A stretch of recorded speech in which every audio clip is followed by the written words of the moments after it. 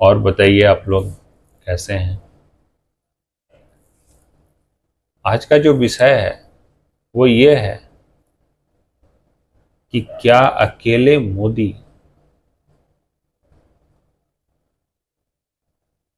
400 पार कर पाएंगे या इनके जो सहयोगी दल हैं वो बंटाधार कर देंगे इनका। अब की बार 400 पार कि अब की बार बाहर हो जाएगी मोदी सरकार।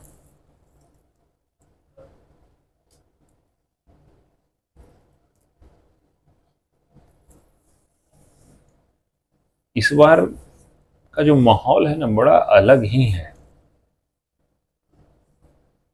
जितना आसान दिख रहा है उतना आसान लग नहीं रहा है। खैर हो कि मोदी फिर से आ जाए, 400 नहीं आए, 400 से कम आए। अभी तक संभावना तो यही है कि आएगी मोदी सरकार ही, चाहे आप लाख प्रयास कर लो। लेकिन जिस मजबूती से आनी चाहिए थी, क्या उसी तरह से आएगी? ये अपने आप में एक यक्ष प्रश्न है। कई सारे फैक्टर काम कर रहे हैं। कई जगहों पर विरोध है तो कई जगह पर समर्थन है। विरोध की अपनी अपनी सीमाएं हैं। कहीं जातीय विरोध है, कहीं धार्मिक विरोध है, कहीं विकास को लेकर चर्चा है। सबसे बड़ी जो समस्या ये है कि जितने सांसद पहले चुनाव जीते हुए थे लगभग 80% को रिपीट किया गया है और उसमें 30% कुछ ऐसे उम्मीदवार हैं जिन पे आरोप है कि उन्होंने अपने क्षेत्र में विकास के लिए वो काम नहीं किया जो उनसे आशा और अपेक्षा थी जनता को। जनता इस बात से बहुत ही नाराज है और उसकी नाराजगी इस बात को लेके है कि हमारे जो संसद हैं, जो हमारे सांसद हैं, हम अपने क्षेत्र का विकास नहीं करते, जनता से मिलते नहीं, जनता को समय नहीं देते, जीतने के बाद जनता से व्यवहारिक नहीं होते। और ये सारी चीजें हैं जो मोदी जी के 400 पार का जो मिशन है उसमें कहीं ना कहीं खलल डाले हुए हैं, कहीं ना कहीं उसको नुकसान पहुंचाने का प्रयास कर रहे हैं। और देखिए, जीत और हार के बाद ही जो नेता होते हैं ना वो सतह पर आते हैं। जीतने के बाद तो आसमान में उड़ते हैं और जब चुनाव आता है तो वो जनता को भगवान मानकर उसके इर्द गिर्द परिक्रमा करने लगते हैं।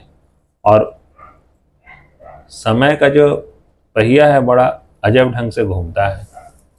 जनता को मौका मिल जाता है अपने गिले शिकवे निकालने का। और इसमें होता क्या है कि अपने पर्सनल काउज की वजह से जो शीर्ष नेतृत्व है वो कहीं ना कहीं नुकसान में चला जाता है। मैं कई लोगों से मिलता हूँ, बात करता हूँ, तो उनका जो समर्थन है वो देश के प्रधानमंत्री के प्रति है। लेकिन समस्या ये है कि जो लोकल नेतृत्व है ना, तो उसने जो गलतियां की है उसका बिछोह आम जनता के बीच है। और इसी कारण से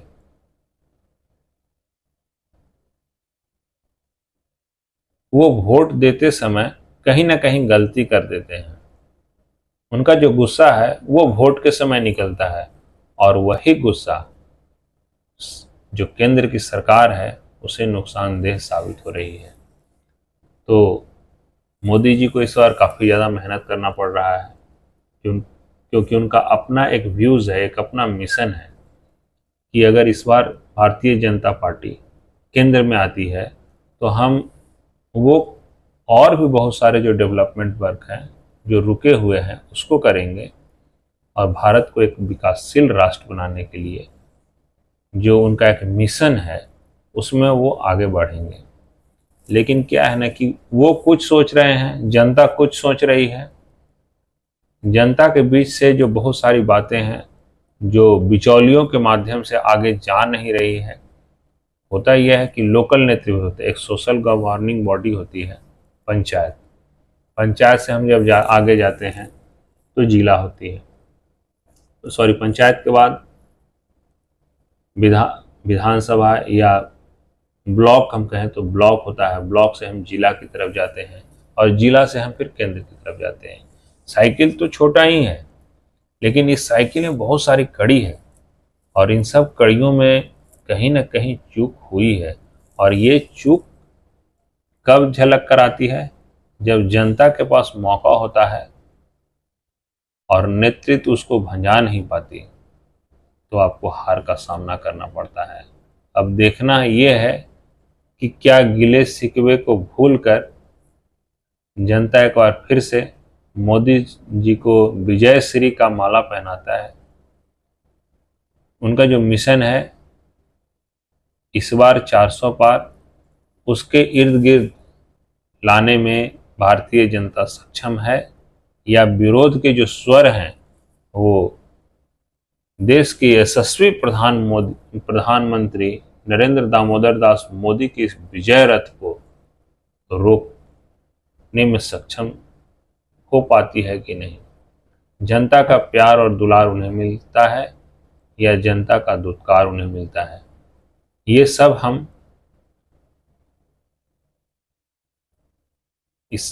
ये सारी जो बातें हैं इन सब का हमें प्रतीक्षा होगा। हम चुनाव के अंत तक इसका प्रतीक्षा करेंगे और चुनाव के जो नतीजे हैं वही इस यक्ष प्रश्न का उत्तर होगा।